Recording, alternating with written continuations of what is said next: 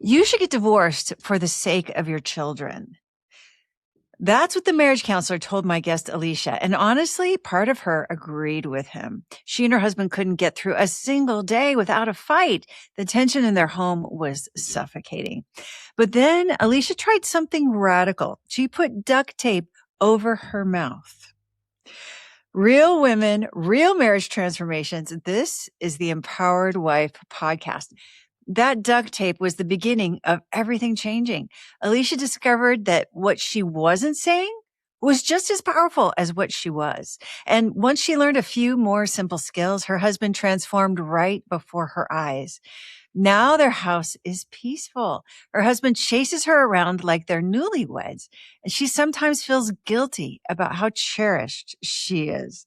So how did Alicia go from a marriage counselor recommending divorce to having the marriage she'd always dreamed of? She's going to walk us through exactly what she did so you can do it too. Stay till the end for the Try It Tonight takeaway. Alicia, welcome to the Empowered Wife podcast. Thank you, Laura. Such an honor to be here. Thank you. Oh, thank you. I'm so excited to hear your story. Let's start from the beginning. How did you know your husband was the one?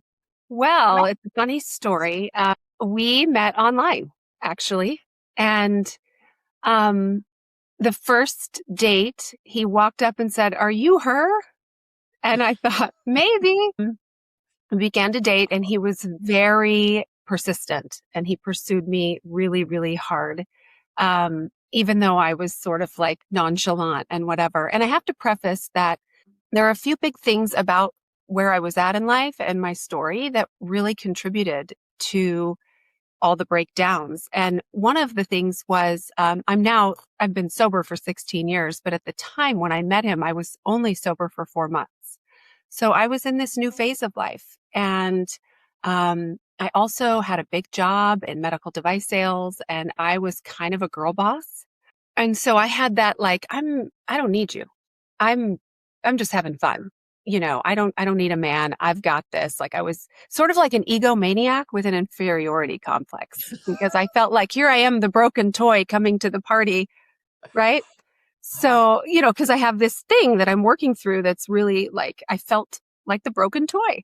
Really, that's the best way I can say it. And at the same time, I thought, I'm like, I make more money than you do, And so we began to date, and every date he would ask me on another one and another one.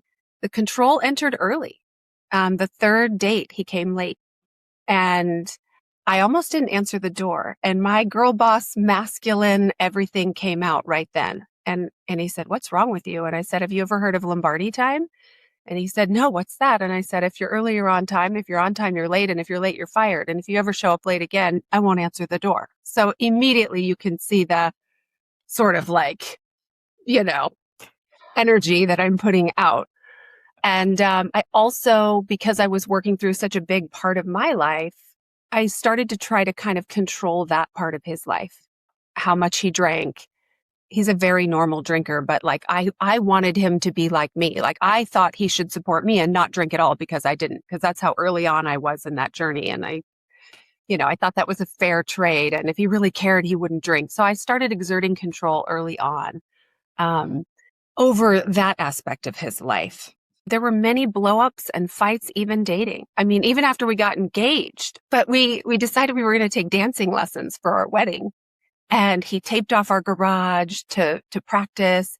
And it was just an absolute disaster because you had two leaders, like I was trying to lead the dance and he was trying to lead the dance and I wasn't willing to back down and he wanted to lead, obviously. So it was just constant head banging, fighting, even before we got married. So we got married and we got pregnant 2 months in. Here I have this sort of, gosh, I'm still the broken toy and he's this great guy. He doesn't have any flaws, and I think that played into I began to get onto a quest of like, without even knowing it, looking for evidence. I was going to build a case of sort of against him. And so, that first quote Mother's Day, I was pregnant. So I hadn't had the baby yet. He went out with a friend to a casino that night, and they didn't come home till 5 o'clock in the morning. And he climbed over a wall and snuck in our house. And then it was time to wake up, and I'm thinking we're going to celebrate Mother's Day, and he's sleeping it off. And so I take myself out to lunch in an absolute rage. And I immediately started the case against him. Like, I married the wrong guy. He's irresponsible. He doesn't care about me. He's too childish for this. So fast forward maybe a month or two, we were in his office looking through some papers, documents, and I found a tax return, and it had his ex-wife on it. And I'm reading it and I'm realizing, oh my gosh, when we met, he was technically still married, and he never told me. And so more evidence. I'm like, he's a liar. He tricked me, and I had no mercy. It was like, no, he's a liar. He can't be trusted. He tricked me. Now I'm in a marriage that's fake on this fake premises. Fast forward to a month before the first baby's born, and I called our insurance company to see why we couldn't get our car insurance lower. And they said, well, it's because of Luke's DUI. And I'm like, I'm going to throw up. I'm panicking. What? Apparently, there's this really fun golf tournament here, and he was out helping all the people that put it on. He was on a golf cart after a full day of the golf tournament and drinking, and got a DUI on a golf cart. Why that's important is because he never told me, and he was going to have an interlock device on his car. I found out a month before giving birth by a fluke phone call. But it's important because, one, it added to my case. Oh, he's a liar. What else is he lying about? And it just kept growing, this monster, this beast. But the other reason that's important is when I look back now, I see there was zero emotional safety, zero. He was so afraid of me and my irrational responses and how I would respond to that. And he thought I would say, you need to go to AA and you need to recover and you're an alcoholic, and start putting all kinds of stuff on him. And so he was too scared to tell me the truth, and he hid it. So that reflecting on that really, really spoke volumes to me, about where we were at. And yet my case kept growing bigger. Fast forward, we have, a second child. In 2014, we bought a house, and at the same time, and 2 months later, after we bought the house in April, our house burned to the ground in the middle of the night. We were in it. It was total backdraft, story. And why that matters? Well, we had this faulty motion detector light on the back of the house, and he said, don't worry about it. I'll handle it. I'll fix it. And he put a beach towel over it to fix it so that it would stop flickering, and it caught on fire, and it burned our house to the ground. Well, with all my grace and all my love and all my mercy, obviously it was more evidence. My case against this guy. Yeah, trust this guy. And in between all these majors, I said, you almost killed our family. I mean, I held his feet to the fire. Now not only to me is he a liar, and he's, I thought he was materialistic. I thought he was arrogant. Now I'm not safe. Yeah. Now I'm not safe. Incompetent. Totally incompetent. Cannot be trusted. Yeah. I mean, and I remember we were in the hotel, because we were in a hotel for a couple of weeks, and I'd asked him to come to the house to get some clothes for me and things that I was able to get out of the half of the house that was still okay. And of course, he came back with all the wrong things, all the oldest, ugliest, worst things. So that was just another massive blow up in the hotel. I'm screaming at him and, just abusing him, really, if we're being honest. And in between all that were all the other little things, like all he ever does is work till, he's in his office at 4:00 in the morning, 5:00 in the morning, 3:00 in the morning, or all he does is play golf, member guest here and member guest there, because we were members of a country club. And so I felt like it was just where is he? Who is he? So we get through that, and we have a third child. And I found out that I had one level below cervical cancer in that pregnancy. And so I had to have biopsies throughout the pregnancy. And then when the pregnancy was over, 5 months later, I had to have a hysterectomy. I'd had a couple other health issues. And so I'd had to have a couple other surgeries. And I'll never forget one of them. I had to hire babysitters. The secretary from the preschool coming to check on me because he was too busy. He was working. Random babysitters in my house helping with the kids while I was recovering from these surgeries. So again, I'm just like, I hate him. I'm thinking, I don't want to get divorced because I have these kids. And mind you, intermixed in here are marriage counselors, one of which said you should get divorced for the sake of your children. Oh my God. You should get divorced because you are damaging your children. All the fighting and the yelling and the explosive. I literally felt like I can't even speak without a fight. We couldn't get through it felt like more than a day or two without some sort of a bickering or explosion. So, I mean, we're hitting our bottom. We've gone to marriage counseling. We had gone to a retreat that they said, just do skin to skin, lay naked together every night and your whole marriage will be fixed. That night I said, we're supposed to do this. And he didn't want to do it. And he's like, I don't want to do it. I'm tired. I'm like, who doesn't want to lay naked with their wife? What is wrong with you? I hit a point. I'll never forget this moment as long as I live. I don't know what the fight was about because there were so many, like I could never even recall what they were all about.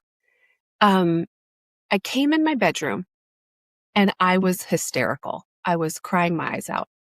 And I hit my knees and I cried out and I said, Lord, if you will transform my husband, I will ride the elevator all the way to the bottom. If you will just change him, if you will change him, I will do anything. I mean, it was that moment of like desperation. So painful. And 2 weeks later, we received our first arbitration in the mail. He is in the financial world and there was a major investment that went bad and people weren't happy about it. Day after day, we started receiving arbitrations in the mail. Our entire business, livelihood, everything was torn completely. Within 2 weeks of me crying out and praying my face off, our whole business got torn completely to the ground. And when I say to the ground, I'm talking over half of our clients gone, under a full-blown attack, one arbitration after another. We had to pull our kids out of their private school. We quit the country club. We were able to keep our home, but it was like we were losing everything. Little did I know at that time, when I cried out for him to be changed, that business implosion was the answer to the prayer. Wow. Partially because he was completely transformed, but more importantly, because I was completely transformed. What? Tell me more. Yeah. So he hit his bottom. His pride was leveled. His ego was absolutely shattered. He hit such a bottom that he hit the end of himself. And so he started pursuing his faith journey. And I started pursuing mine. And it led him to a Christian men's group, where he began to be unraveled and began to just really focus on like rising up as a leader of our household. The problem was I was still tearing him down. And so he would do some great thing. And instead of seeing that, I was not knowing. I just didn't know. I didn't know I was being disrespectful or controlling. I was so afraid and I didn't trust him. And I had all this evidence because that's what I'd been looking for. So through people in that, he said, would you go to the female version of this? And oh my gosh. All right, fine. And I'm thinking, I didn't do this. No. I didn't create this problem. Why do I have to go to a thing? I went to the thing. I met a lot of friends. And one of them at one point about a year later said, because she knew we were still I was on the fence. I don't think this is going to work. I threatened divorce all the time. That was my MO, was like, throw in the towel. She said, I think you should read this book. And I'm like, a book? No book is going to save me. And so okay, fine. more work for me. I'll do more work. It's always on me to fix everything and change everything. Why doesn't he? I remember a mentor telling me one time, you have to go first. And I said, no, I don't want to. He needs to go first. I was just unwilling and stubborn and masculine and girl bossy and self-righteous and smart and amazing. But I read your book and I think I actually had to roll my jaw off the floor because I saw myself on every single page and I couldn't believe how wrong I'd gotten it and how much I'd missed the mark. Hopeful for the first time ever, because I always said I felt like I was at the base of Mount Everest and there was no way to the summit. There was just no way. Because every time I'd start the climb, I'd fall back down. And so I had some hope. I started listening to the podcast and reading the book. Yeah. Wow. Incredible. It sounds painful too, even that part, like reading the book and feeling like you see yourself differently. You see that you're saying you've missed the mark. And I just remember that being a very painful moment as well. Yeah. But you were filled with hope as well. For the first time. And because all my hope wasn't riding on him changing for the first time. Yeah. Even though he'd changed so much. And that was really what was eye-opening for me. It was like he had changed so much and was becoming the man of my dreams. But I had such old stories about him that I just continued to look for the evidence of those old stories. And he would say to me, I feel like I'll never be able to do enough to make you happy. I feel like I can never, like nothing's ever enough. He said, I feel like I'm constantly under attack. I'm under attack in the business world and I'm under attack in our marriage. And it breaks my heart now. It wasn't a partnership at all. And what really blows my mind is his perseverance and his tenacity and his, I say he loved me until I could love myself. Oh, I guess you chills. Yeah. And somehow in all of that, as nasty as I was, there was I didn't, infidelity is not a part of my story. Like he stayed true and faithful and committed. And he would say, stop throwing in the towel. Relationships are hard work. He would just constantly be that positive. So it's your book. Oh. And I started implementing a few things. What did you implement? The one I needed the most to start with was just duct tape. I just never shut up. I just had something to say about everything. And I just stopped talking so much.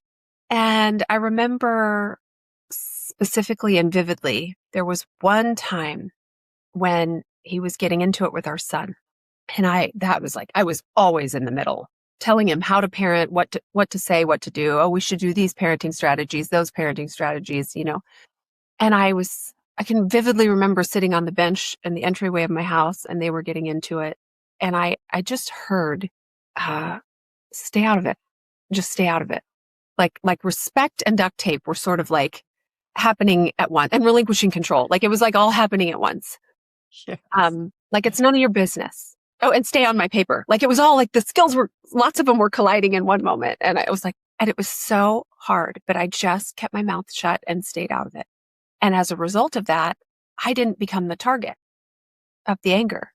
And he was able to then reflect shortly after it that he was wrong and owed our son an apology. And he went to our son and he worked it all out and made it all right. And then we got in the car to go somewhere as a family. And he said, hey, I've really noticed stuff is changing with you. And thank you for, he acknowledged it, not give me the space to be a parent. And he noticed it. It stood out to him and he thanked you for it. So you knew you were onto something. This is and he apologized to your son. And there was also a lot of bait around what should I wear? Because I was always telling him what to wear and then we'd get in a fight. He'd ask and then I'd tell him and then we'd get in a fight. And so I remember him saying, what do I wear? And I just said, whatever you think, you have the best taste. I trust your judgment. And him just sort of like a deer in headlights, stopping, going, what? What did you say? Another bait that he likes to do. What should I eat? What should I eat? And I couldn't stand that one. And I'd always go, we'd get into it. Why are you asking me? I don't know what you should eat. Or I'd tell him. And this time I said, gosh, I don't know. I know there's a lot in there. And I just sort of like left the room. And these were just the driving, Laura, the driving. I was telling him always how to drive, park, everything. I stopped that. You make this sound like it's pretty easy, Alicia. Like you just stop telling him how to parent, what to eat, how to dress, how to drive. Like just no problem. I just stopped. But I mean, was it, I mean, especially when he's asking your opinion about what he should wear, I think most women would say, he was asking me for my advice. So of course I want to be a good wife. I want to give it to him. So what made you decide not to contribute in that way? Because I was in an experiment and I'm a star student. And ultimately what happened, so I joined your Ridiculously Happy Wives program, and it was only for a very short time. Things got really, really, really bad again. And that was when my husband, took a business trip that wasn't a real business trip, and then confessed to me that he just flew to another city just to get out of our house. I recommitted to rereading the book, and I was listening to podcasts every day. I also have a dear friend who read the book originally near the same time as me. And so we kind of have journeyed together. So we thought we'd be each other's coaches. And even though we weren't trained coaches and accountability partners. And I was seeing, like, he responded really well. He has said things to me like, I am so magnetized to your feminine. Those are his words. Like from the man's mouth, he has said, I am so magnetized when you are feminine. He's like, when you're soft and you support me and you are just like having fun and taking good care of yourself and just so sweet and respectful. He's like, I would literally do anything for you. Like, I just can't even get enough of you. And I see it. I see it. Right. And then he's like, but when you get like big and masculine and like, he goes, I am so repulsed. It's repelling. And it was like everything I needed to know that this is the way. He told me himself, whatever you're doing, like, I like that girl, like what you're becoming, And so one day he overheard my voice on the phone with one of the women that I work with. And I got off and I went out and he said, I think you have a gift. I really think you have a gift. I've never been behind you working. Like, I've never thought it would be a good idea for you to work. But he said, I feel like you have a calling and you should become a coach. And Laura, when my husband voluntarily wants to invest in me becoming a coach, the skills are working. And so when I made my Laura Doyle apology, I am so sorry. Like, I controlled you for years. I have been so disrespectful. Like, I didn't even know what disrespect looked like until now. And I see how disrespectful I've been. And I see how I've told you how to parent. He sounds like a completely different person. I mean, completely different. And I actually think in so many ways he's the same person. I just snuffed out. I mean, he's changed dramatically, and yet, like, I think it was all there anyway. I just snuffed it all out with my stifling, masculine, controlling, no self-care. I would get so jealous. He would go play golf and I would be so angry because here I am watching 3 little toddlers, What would you do now? Like if he, it's you and the 3 kids and he's going to go golfing. Oh, love it. I absolutely love it. My self-care is a 10. My self-care is a 10, Laura. I took my first nap ever a week ago, in the middle of the week. Like, what? Right after we got home from school, when it's like homework, whatever time. And I'm like, I'm going to take a nap. Yeah, I mean, I celebrate his self-care today, and I know he needs it as much as I do. And he never, ever, ever gets in the way of my self-care. Like he like invites it. One of the most transformational skills for me, honestly, was gratitude. I did a little gratitude challenge. I realized if I change the things I look at change. I started a gratitude challenge at one point where I would send him 3 things a day on a text message that I was grateful for about him. I do a gratitude list every day now and he's on it every day, but it really it like hijacked my brain. It retrained my brain because I have a choice. I can either focus on what's wrong, bad, and broken, or I can focus on what's right, good, and working.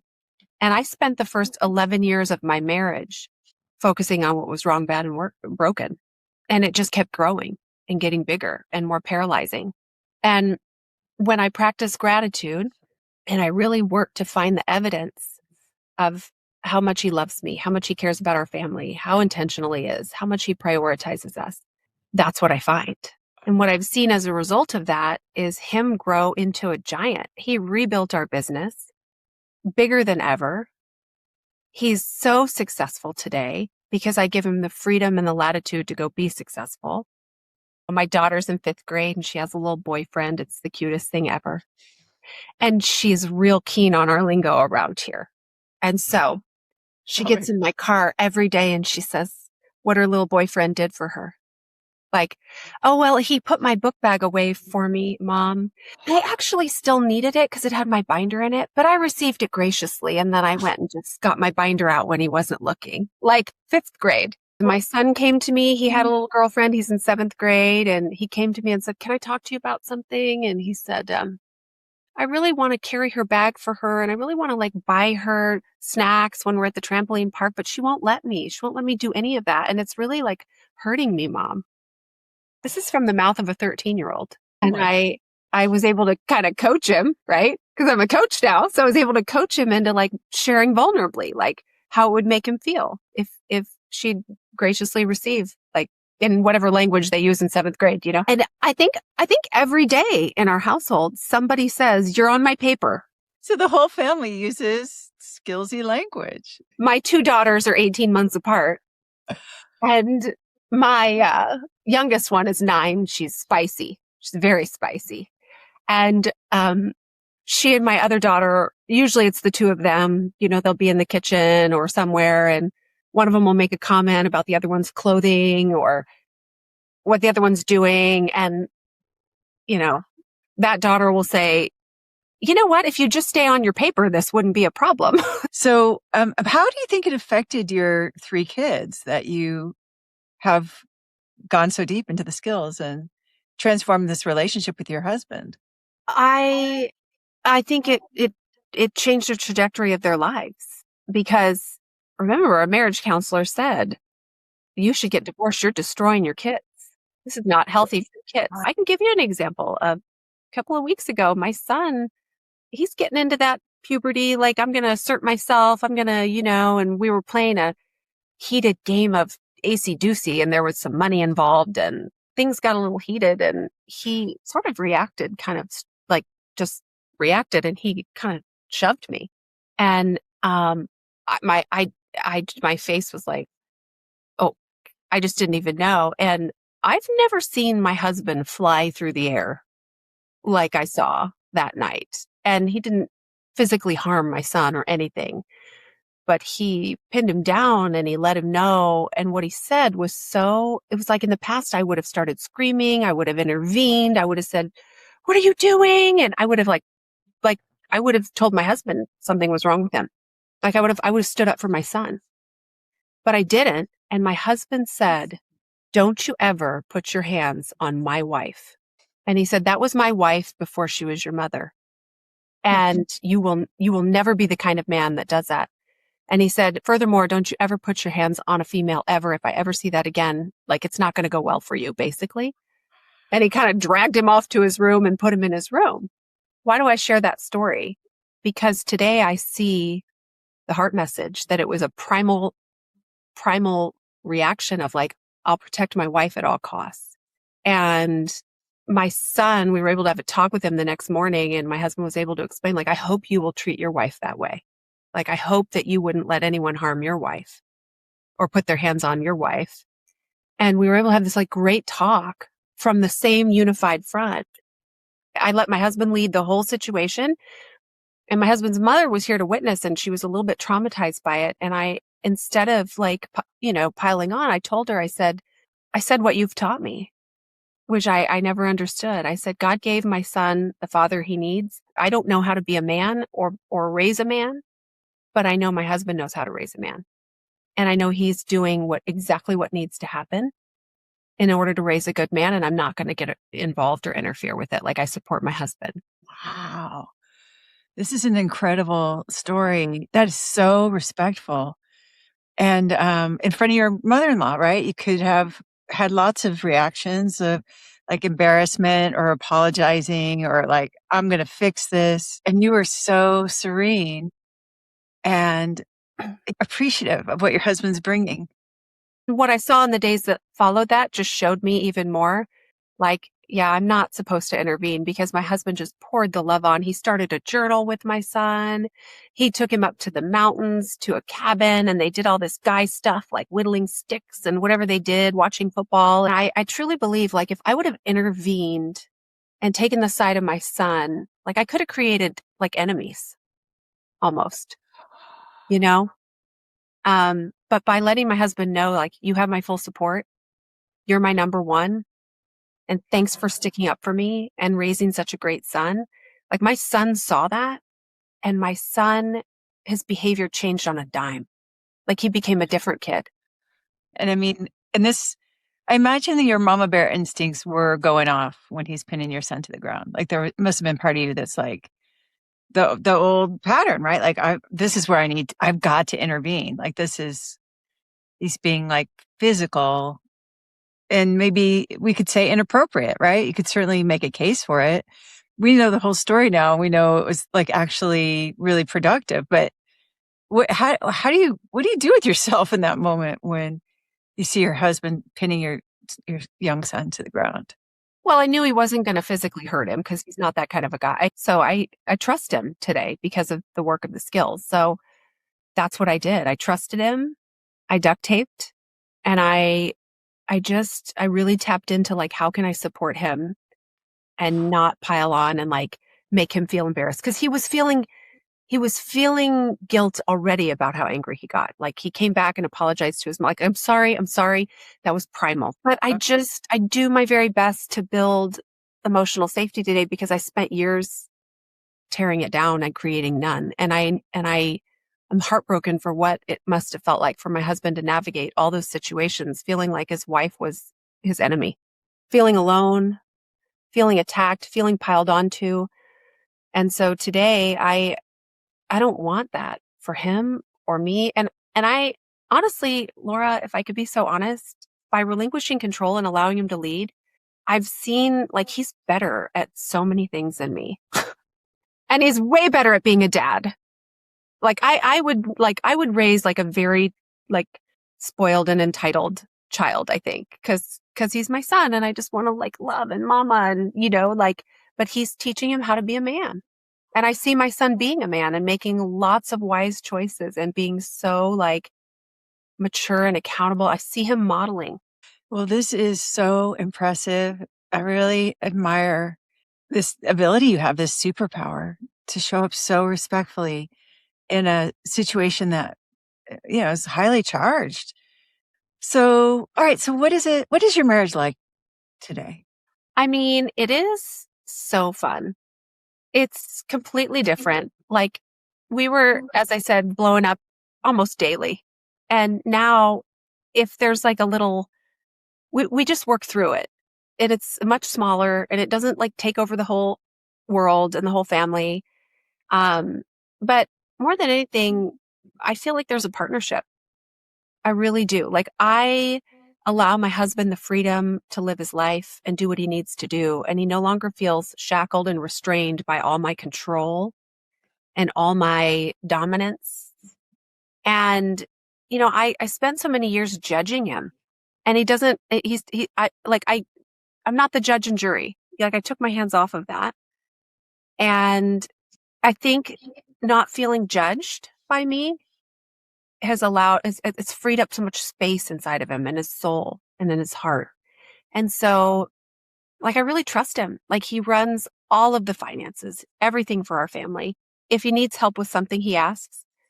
There's so much physical intimacy, like so much. Like it's funny. Like he chases me around. Like it's kind of like a funny little joke, you know?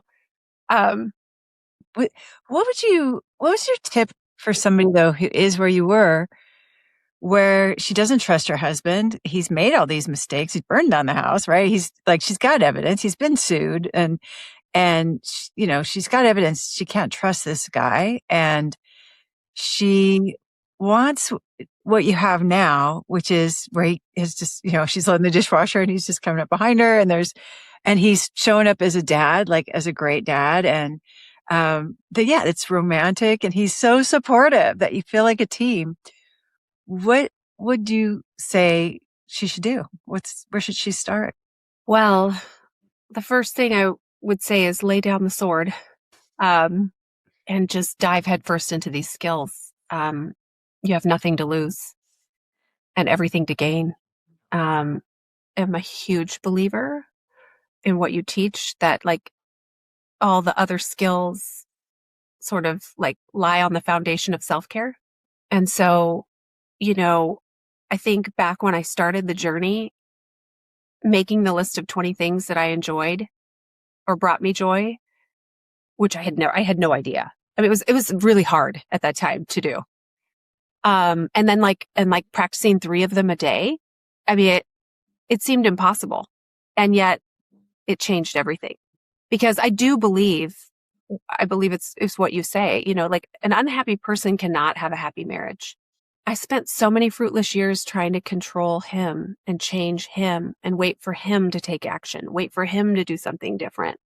And there's no more unempowered place to be, because I have no control over him. And when I gave that up and just said, okay, I'm going to really like dive into these skills and how can I change me? When one partner of the dance changes, the whole dance changes. So it all changed, and the other thing that I've learned in my life through working the skills, through staying sober for many years, like you name it, is like, just don't quit. If you don't quit, the dance doesn't end. Like, just don't quit. Well, I love that. And you just seem so soft and feminine and relaxed and also joyful. And it just kind of pours out of you. So it's kind of hard to picture it any other way, Alicia. But I get that it wasn't this way. And so it's just great to get to see the before and after that you laid out so well for us. What do you think you would tell Alicia if you could go back in time and say what you know now? I would tell her that her husband is not her enemy, that her husband's not her enemy, and that if she could just, like I said, just lay down the sword and take accountability. I've heard that saying, somebody's asking for a miracle and God sends along a life raft, and then God sends along a this and God sends along that. And they just keep watching them all float by and go, I'm still waiting for that miracle. And God's like, I've sent you 3 things. You didn't take any of them, right? It's like, that's how I see the skills. It's this incredibly rich, deep tool that makes it so easy. And so even though I hadn't found the skills at that point, I would just tell her, don't give up. Do not give up. Hold on. Help is coming. Well, this is amazing. I'm so glad that you didn't give up, that you kept on going, and that you have this incredible, inspiring story about what's possible, and that you are a coach who is paying forward everything you've learned. This is now, your purpose and your mission, and that we get to do it together, for the rest of our lives, Alicia. And I just want to congratulate you by giving you my Best Wife Award, which Thank you you. really deserve. Thank you. You're welcome. You're welcome. A joy and a pleasure. You are a world changer. So thank you. Thank you. Thank you, Alicia. Well, thank you for telling us your whole story, for being so personal, and thanks to your husband too, for letting us see the inside of your marriage in such a way that it became so vivid and so moving to hear your transformation. It means so much to me. Thank you. So here's a takeaway Alicia used to transform her relationship that you can try tonight. Duct tape. She decided to be quiet when she usually would have had a lot to say when her husband was having a conflict with their son. So instead of weighing in, trying to mediate the situation or protect her child, as every mama wants to do, she just kept that duct tape on. And did you hear what happened? 3 things. Number one, she didn't become the target of her husband's anger or start a conflict with him. Number two, her husband apologized to their son without anyone telling him he should. He just heard his own conscience and took accountability. And number three, her husband also apologized to Alicia and thanked her for giving him the space to be their son's dad. So just by wearing duct tape over her mouth for those few minutes, Alicia created peace and connection in her home. Pretty impressive, right? So tonight, I want you to keep your duct tape handy. And when there's a situation that you might normally comment on, but that you want to experiment with seeing what happens if you don't comment, well, it's just an experiment using duct tape. And if you want to do it with thousands of other women who are also experimenting with duct tape this week, including my certified relationship coaches, come join us in the Adored Wife community at adoredwife.com. This takes some courage to not speak when you're tempted to, but if you're feeling brave, you can do it tonight. Are you ready to try duct tape? Okay, then go, go, go.